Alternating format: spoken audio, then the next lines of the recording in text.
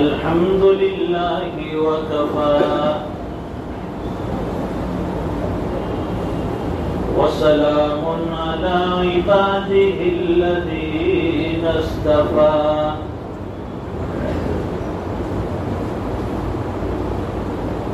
خصوصا على أفضلهم وخاتم النبيين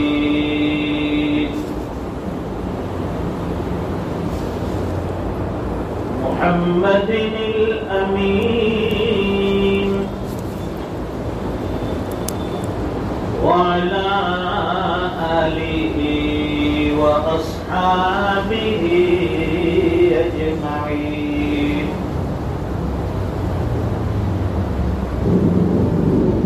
أما بعد فأعوذ بالله من الشيطان الرجيم. بسم الله الرحمن الرحيم.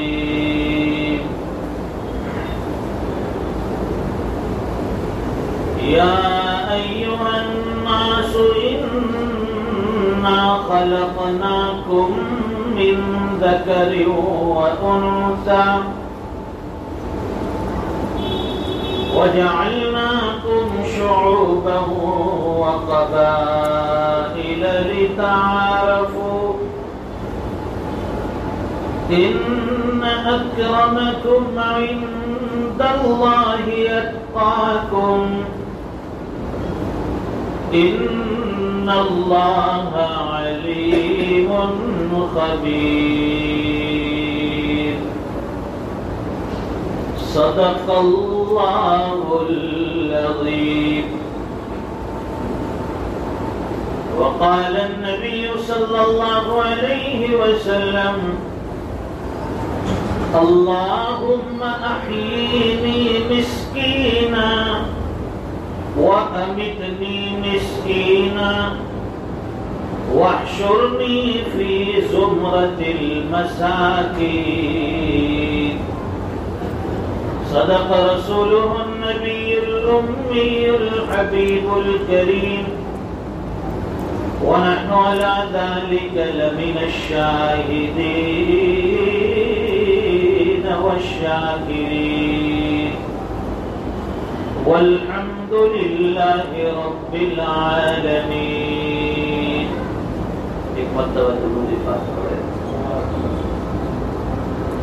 اللهم صل على سيدنا ومولانا محمد وعلى آل سيدنا محمد وبارك وسلم.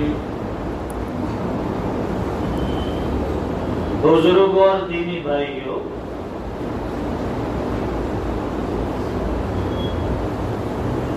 نبی کریم صلی اللہ علیہ وسلم نے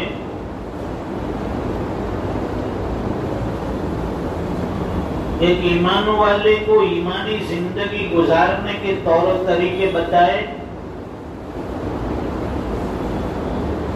بلکہ یوں کہیے کہ دنیا کے ہر انسان کو کامیاب ہونے کے راستے بتائے.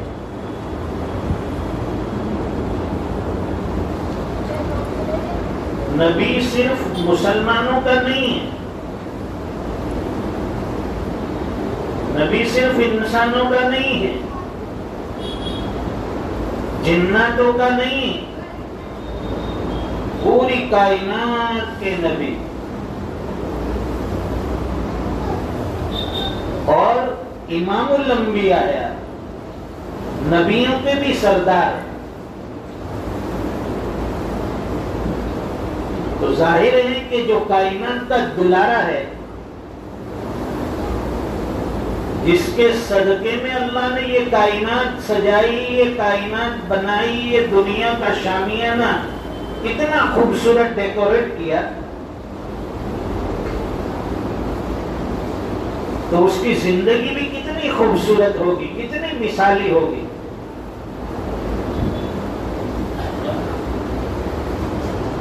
دنیا کا اگر کوئی بڑا آدمی ہو، کوئی لیڈر ہو، کوئی پیشوا ہو، کوئی مقتدا ہو،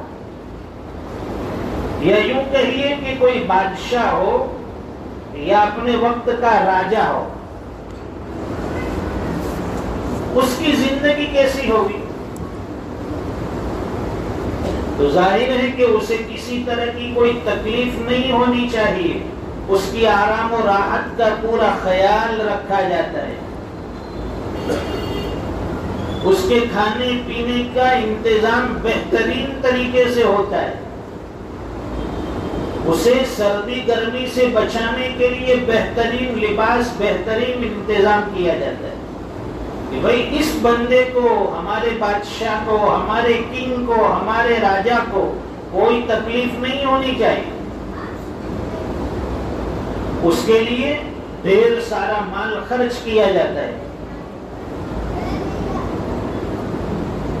آپ تو امام الانبیاء ہیں، کائنات کے سردار ہیں، تو آپ کی زندگی بھی ایسی ٹھاٹ باٹ والی ہونی چاہیے۔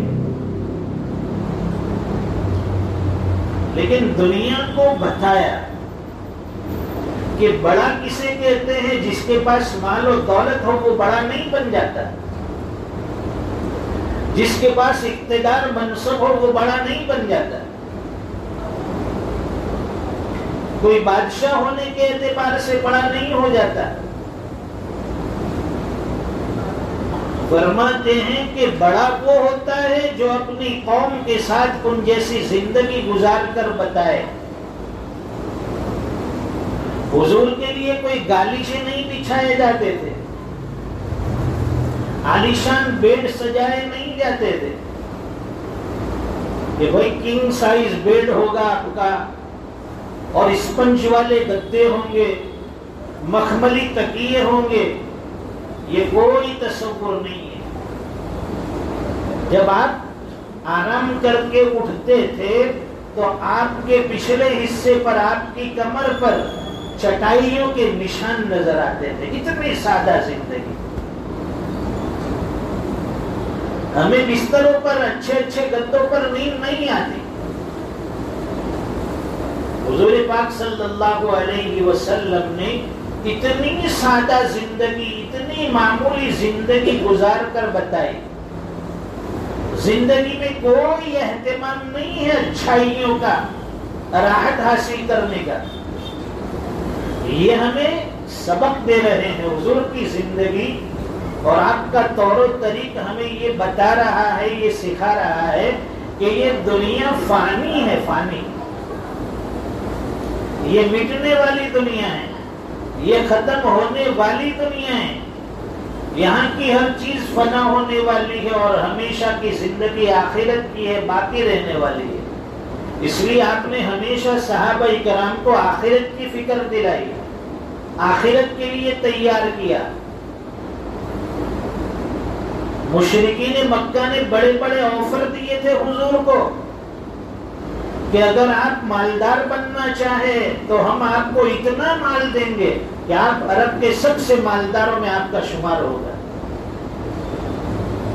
اگر آپ سردار بننا چاہتے ہیں، آپ کو منصب چاہیے، عہدہ چاہیے، ہم آپ کو اپنا سردار بنانے کے لیے تیار ہیں۔ بڑی بڑی آفریں دی۔ ہاں، آج کل کے آدمی چند پیسوں کے لیے اپنا ایمان، اپنا ضمیر بیچ دیتا ہے۔ بھائی ہمیں ووٹ دینا، کتنے دے گا؟ 5000، چل دے دیتا ہوں، میرے پورے فیملی کے ووٹ تجھے۔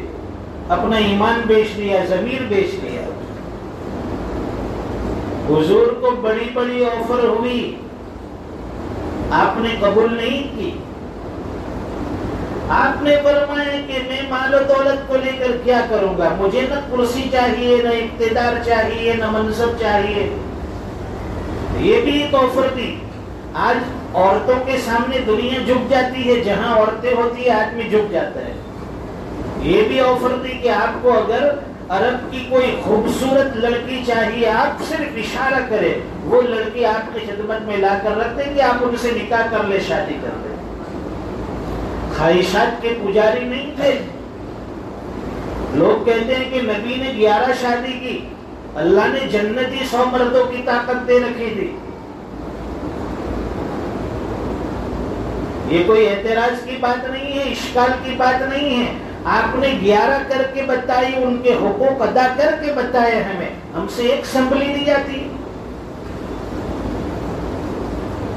تو حضور پاک صلی اللہ علیہ وسلم کی مثال، آپ کا اسوہ، آپ کی زندگی پوری دنیا کے لیے آئینہ ہے، آئیڈیل ہے.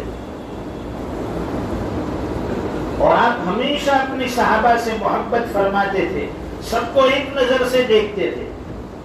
ایسا نہیں ہے کہ یہ کروڑ پتی آدمی ہے اس کو سامنے بٹھائیں گے، دوسرا بیچارہ ریڑھی والا ہے، لاری چلاتا ہے، ٹھیلے والا ہے، اس کو بھائی تو وہاں دور بیٹھ، پاس میں آنے کی ضرورت نہیں ہے. یہاں کوئی ایسا امتیاز نہیں تھا. امیر ہو یا غریب ہو، اللہ کے نبی کے دربار میں سب کو ایک نظر سے دیکھا جاتا تھا. ایک صحابی تھے حضرت ظاہر رضی اللہ تعالیٰ، گاؤں سے آتے تھے، دیہات سے. ہر صحابی کی یہ چاہت ہوتی تھی کہ زیادہ وقت اللہ کے نبی کے حضور میں، اللہ کے نبی کی صحبت میں گزارنے کا موقع ملے. وہ غریب صحابی، گاؤں کے صحابی، دیہاتی، مالی اعتبار سے کمزور کچھ نہیں، اور اوپر سے سیاہ فام، چہرہ بھی سیاہ. اب اگر کوئی آدمی ایک دم غریب ہو اور پھر اوپر سے کالا کلوٹا ہو تو اسے کوئی نظر میں نہیں لاتا اور اسے پاس میں بٹھاتا ہے. تو حضرت ظاہر رضی اللہ تعالیٰ عنہ بھی غریب صحابی تھے، مال و دولت کچھ نہیں ہے، اور سیاہ فام تھے، خوبصورت بھی نہیں تھے. اللہ کے نبی کی مجلس میں آتے تھے، بیٹھتے تھے، چلے جاتے تھے. ایک مرتبہ حضرت ظاہر رضی اللہ تعالیٰ عنہ بازار میں ایک جگہ پر کھڑے تھے. حضور پاک صلی اللہ علیہ وسلم بھی بازار سے گزرے. اللہ کے نبی صلی اللہ علیہ وسلم نے دیکھا اس مارکیٹ میں، اس بازار میں حضرت ظاہر رضی اللہ تعالیٰ عنہ، غریب صحابی، کالے کلوٹے، سیاہ فام. ظاہر ہے کہ جہاں بازار ہوتا ہے وہاں منڈی میں بڑے بڑے سیٹھ لوگ، تاجر لوگ ہوتے، بڑی بڑی دکانیں ہوتی ہیں، سونے کی دکان، چاندی کی دکان، کاروبار کی، کپڑے کی، مٹیریل کی دکانیں، بڑے بڑے سیٹھ لوگ. اب حضرت ظاہر ایک جگہ کھڑے تھے.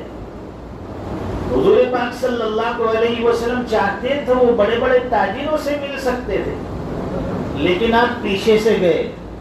جہاں حضرت ظاہر رضی اللہ تعالیٰ عنہ کھڑے تھے، اللہ کے نبی صلی اللہ علیہ وسلم نے پیچھے سے جا کر ان کی آنکھوں کے اوپر ہاتھ رکھ دیا، جیسے ہم لوگ دوستوں کے ساتھ کرتے ہیں نا، بچوں کے ساتھ، کہ بھئی پیچھے سے آنکھ بند کر دیتے اور پوچھتے بتا میں کون ہوں، پھر وہ نام بولتا ہے فلاں فلاں فلاں. تو حضور نے بھی ان کی آنکھیں بند کر دی. اب حضرت ظاہر رضی اللہ تعالیٰ نے چھڑانے کی کوشش کر رہے تھے، یہ کس نے مجھے پکڑ لیا. حضور پاک صلی اللہ علیہ وسلم کی زبان سے جملہ نکلا، من یشتری العبد، کہ اس غلام کو کون خریدے گا. اس غلام کو کون خریدے گا؟ مارکیٹ میں کوئی ہے خریدنے والا؟ حضرت ظاہر رضی اللہ تعالیٰ نے جب یہ آواز سنی، سمجھ گئے کہ یہ تو حضور ہے، اللہ کے رسول ہے. پہلے تو چھوڑانے کی کوشش کرتے تھے، لیکن اب وہ اپنا جو پیچھے کا حصہ ہے، اپنی پشت، اپنی پیٹھ اللہ کے نبی کے بدن سے رگڑنے لگے. کیوں کہ اللہ کے نبی کی زیادہ مجھے صحبت ملے، نبی کے جسم سے میرا جسم لگ جائے. اب چھوڑانے کی کوشش نہیں کرتے، ایسے رگڑ رہے تھے. اور پھر حضرت ظاہر رضی اللہ تعالیٰ عنہ عرض کرنے لگے، اللہ کے رسول، مجھ سیاہ فام کو، مجھ غریب کو کون خریدے گا؟ کوئی خریدنے والا نہیں ہے، میری کوئی قیمت نہیں لگے گی، میرا کوئی دام نہیں دے گا، میں تو معمولی قسم کا آدمی، غریب ہوں، اوپر سے سیاہ فام ہوں، چہرے کا بھی ٹھکانہ نہیں ہے۔ دیکھیے اللہ کے رسول نے کیا فرمایا، حضور پاک صلی اللہ علیہ وسلم نے فرمایا کہ ظاہر دنیا والے تجھے خریدے یا نہ خریدے، تیری قیمت لگے یا نہ لگے، لیکن اللہ کے یہاں تیری بڑی قیمت ہے، زیادہ قیمت ہے تیری اللہ کے یہاں، بہت بڑی قیمت ہے۔ بتانا یہ تھا کہ اللہ کے نبی کی نظر میں امیر غریب ایک، خوبصورت بدصورت، گورا ہو یا کالا ہو، سب کو ایک نظر سے دیکھتے تھے، سب کے لیے ویلکم، دروازے کھلے تھے۔ اس لیے فرمایا کہ جو غریب قسم کا آدمی ہے وہ جنت میں جلدی چلا جائے گا۔ حضرت ابو سعید خدری رضی اللہ تعالیٰ عنہ فرماتے ہیں حضور پاک صلی اللہ علیہ وسلم نے ارشاد فرمایا کہ ایک مرتبہ جنت اور جہنم کے درمیان مباحثہ ہوا، مناظرہ ہوا، جیسے ہمارے درمیان بحث ہوتی ہے نا، کون اچھا ہے، یہ اچھا ہے، یہ اچھا ہے۔ تو جنت اور جہنم کے درمیان مناظرہ مباحثہ ہوا کہ ہم میں سے کون افضل ہے، کون بہتر ہے۔ وہ جہنم کہنے لگی کہ میرا مرتبہ، میرا مقام بڑا بلند ہے، اونچا ہے۔ کیوں؟ اس لیے کہ میرے اندر تو بڑے بڑے جبار، بڑے بڑے متکبر لوگ آئیں گے، ہاں، بہت اڑنے والے، بہت شیخی مارنے والے، اپنے آپ کو بڑا سمجھنے والے، یہ بڑے بڑے جابر لوگ میرے اندر آئیں گے، اس لیے میرا مرتبہ بڑا اونچا ہوگا۔ جنت کہنے لگی کہ میرا مقام بڑا ہے، اس لیے کہ میرے اندر تو کمزور آئیں گے، مسکین آئیں گے، غریب آئیں گے، اس لیے میری شان اونچی ہے، سب غریب لوگ میرے اندر آ جائیں گے۔ غریب جنت میں جلدی جائے گا، مالدار لیٹ سے جائے گا۔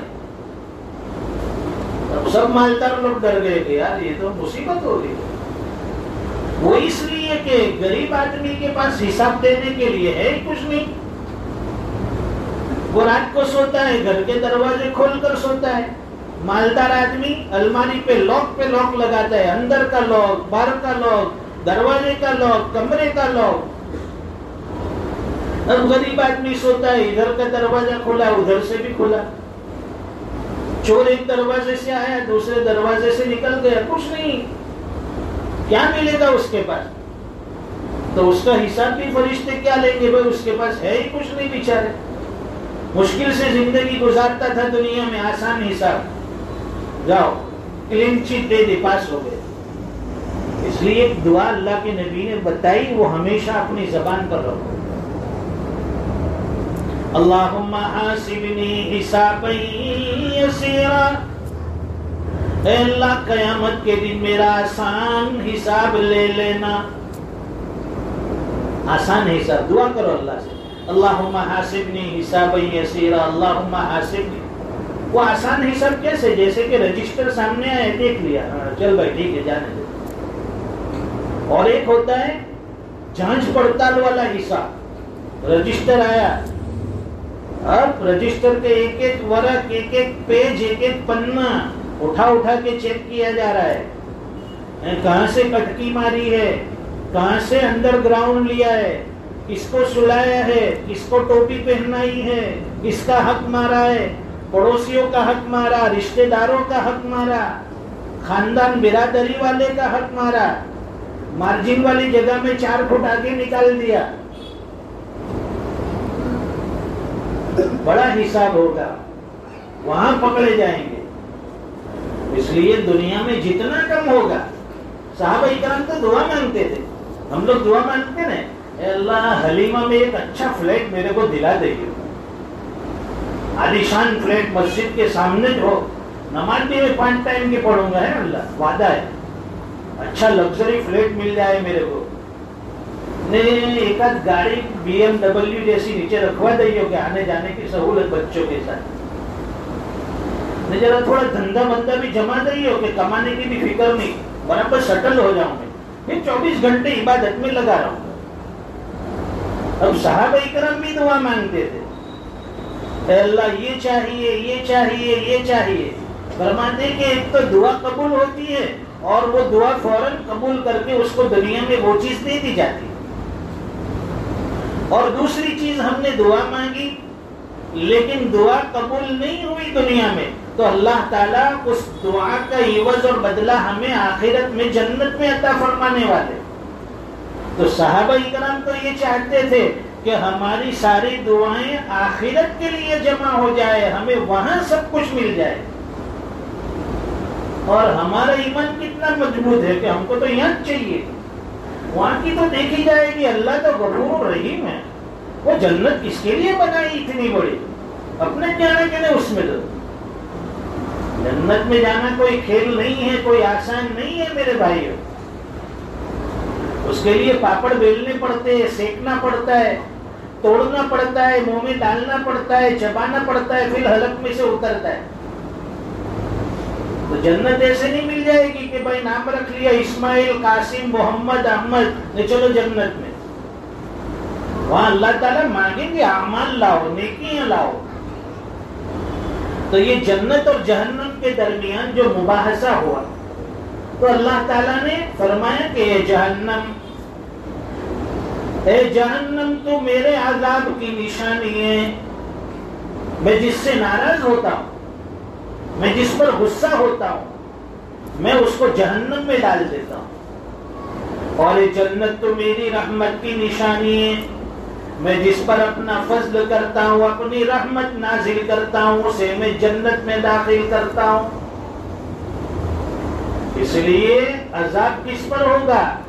بڑے بڑے ظالم، بڑے بڑے متکبر، بڑے بڑے شیخی بگاڑنے والے، کالر اونچا کرنے والے، اپنی پوزیشن بتانے والے، لوگوں کو ڈرانے والے، غریبوں کو دبانے والے، کمزوروں کو دھمکانے والے، ایسے لوگوں کی وہاں پکڑ ہو جائے گی۔ اس لیے نارمل مسلمان بن کر رہو، ایک دم نارمل۔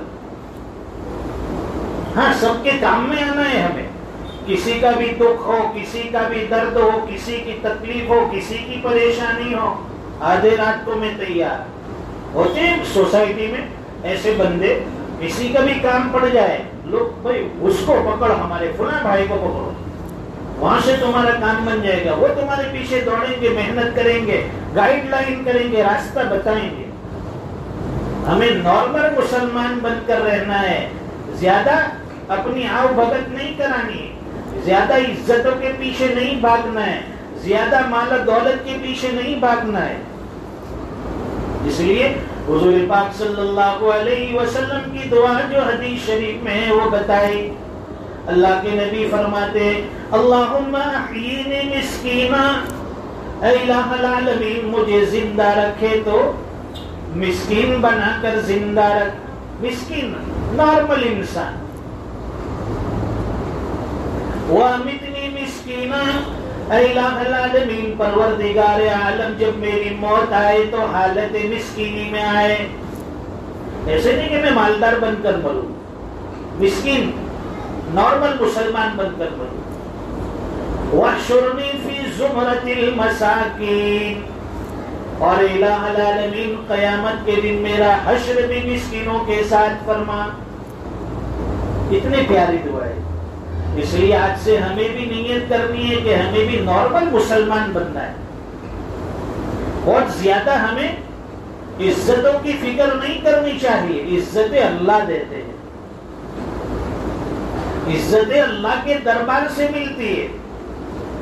یا ایھا الناس انا خلقناکم من ذکر و انثی، قرآن کریم میں اللہ فرماتے ہیں اے لوگو ہم نے تمہیں ایک مرد اور ایک عورت سے پیدا کیا، ایک مرد ایک عورت سے پیدا کیا۔ وَجَعَلْنَاكُمْ شُعُوبًا وَقَبَائِلَ لِتَعَارَفُوا، اور ہم نے تمہارے لیے خاندان بنائے، قبیلے بنائے، کنبے بنائے تمہاری پہچان کے لیے۔ خاندان قبیلے کنبے کس لیے؟ پہچان کے لیے. بھائی یہ سید ہے، یہ ہاشمی ہے، یہ صدیقی ہے، یہ فاروقی ہے، یہ پٹھان ہے. یہ سب ایک پہچان کے لیے بنائے خاندان قبیلے برادر. ایسا نہیں کہ اس کے اوپر ہمیں فخر کرنا ہے. میں تو پٹھان ہوں. پٹھان جھکتا نہیں کسی کے سامنے. میرے کو کیا سمجھا، میں بھی میاں بھائی ہوں، ابھی آستین چڑھاؤں گا، میں فلاں ہوں. نہیں، اللہ فرماتے ہیں ہم نے یہ ساری چیزیں تمہاری پہچان کے لیے بنائی. جیسے کہ بھائی کسی کا نام محمد ہے سوسائٹی میں، اب کون سا محمد؟ بھائی وہ محمد پٹھان، وہ محمد سید، وہ محمد صدیقی، وہ محمد. تو اس سے پہچان ہو گئی کہ کون سا محمد؟ تو فلاں محمد جو صدیقی ہے، جو فاروقی ہے، جو پٹھان ہے، جو سید ہے، جو شیخ ہے. یہ اس سے ہماری پہچان ہوئی. یہ کنبے اور قبیلے فخر کے لیے نہیں ہے کہ مجھے اپنے قبیلے پر، اپنے کنبے پر فخر ہے اور ہم لوگ بڑے ہیں، ہماری عزتیں بڑی ہے، ہماری ویلیو بڑی ہے. قرآن کریم کی اس آیت میں اللہ فرماتے ہیں ان اکرمکم عند اللہ اتقاکم. اللہ کے نزدیک تم میں باعزت وہ ہے جو اللہ کے یہاں سب سے زیادہ متقی ہوگا، سب سے زیادہ پرہیزگار ہوگا. ان اللہ علیم خبیر. اللہ ہر چیز کو جاننے والا اور ہر چیز سے باخبر ہے. آج کے اس سبق میں آسان سی بات ہمیں یہ یاد رکھنی ہے کہ اللہ نے دنیا میں ایمان کی دولت لے کر بھیجا ہے. یہ ایمان کی دولت ہمیں خود بھی سنبھالنی ہے اور دوسروں تک بھی پہنچانی. دوسری چیز سبق میں یہ ہے کہ ہمیں نارمل مسلمان بن کر رہنا ہے، کہ ہم ایک معمولی قسم کے مسلمان بن کر رہیں گے، سب کے دکھ درد میں انشاءاللہ کام آئیں گے. یہ دو چیزیں یاد رکھی، انشاءاللہ اللہ باقی کی زندگی ہمارے لیے آسان کر دیں گے، اعمال بھی ہمارے لیے آسان کر دیں گے اور جنت کا داخلہ بھی اللہ تعالی ہم سب کے لیے آسان کر دیں گے. اللہ تعالیٰ کہیں سنی باتوں پر عمل کی توفیق عطا فرمائیں. وآخر دعوانا الحمدللہ رب العالمین. اور ایک اعلان یہ ہے کہ اتوار کو